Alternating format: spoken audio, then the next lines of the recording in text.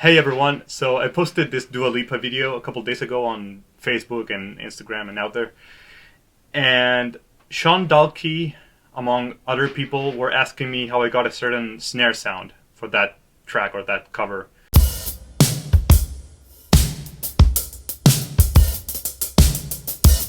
So it's basically a very fat and dead and kind of tight snare drum that I got there without really throwing any dampening on it.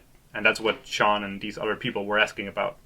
So I figured instead of just explaining them, like writing it down or sending them a video or something, I could just make a video like this and share it for anyone else who might be into that kind of stuff and might be interested. And basically it's like a thing called like the drop snare. It's called the drop snare tuning trick. And it's about kind of, so you normally have like even tension around the drum. And this is about putting a lot of tension on one side of the drum and pretty much no tension on the other side of the drum. And that kind of breaks the flow of like vibrations around the head. And let me kill this. So that kind of kills the flow of vibrations around the drum and kind of gives you that kind of a dead, fat snare sound without using any dampening.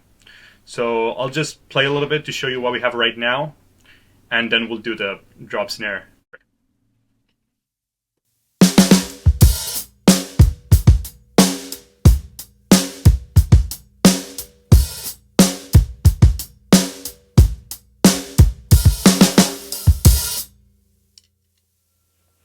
Okay, so now let's get into it. So hopefully this camera gets it. The main thing, and I've seen many drummers do this, Aaron Sterling, Sterloid, Dan Bailey, Paul Mavry, everyone kind of has their own way of doing this, but this one I kind of got from a Dan Bailey video that is really good. It's called the Bailey Method. You should totally check it out if you're into this kind of stuff. So basically, you take these two lugs that are right around the snare strainer, and you just take them completely off, like this. So it's totally loose, and then you put it just back in there so that it keeps the lug from rattling around. So that kind of gets it. Have to do it again a little bit. And that puts you here.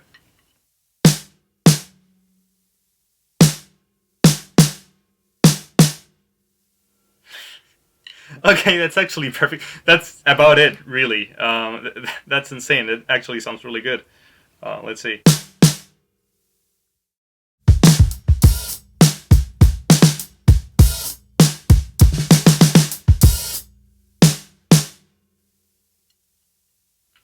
Okay, it wasn't supposed to sound that good. But anyway, if it still sounds weird if you do this, you can take yet another lug down. So I'm taking down this one and just see what happens.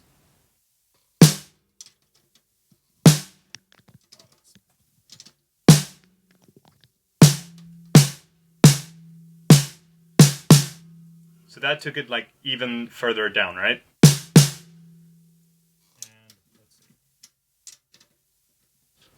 It's all pretty dead.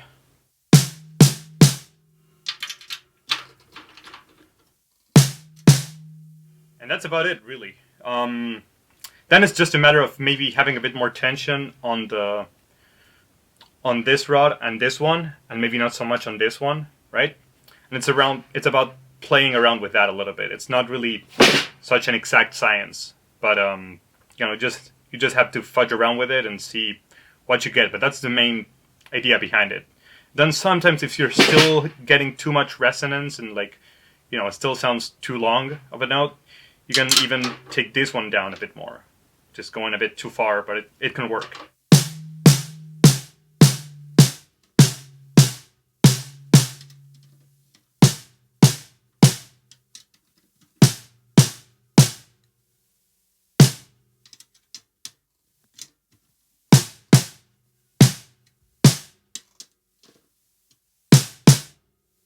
So, I actually liked it the way it sounded before, but this can show you that you can get really different flavors on the kind of same idea, right? And then it's just a matter of like playing around a little bit with this kind of stuff. And you can probably see the head is like crazy, like bending up and down. You know, here it's super flappy around there. If you want to kill it even more, you can put something around here.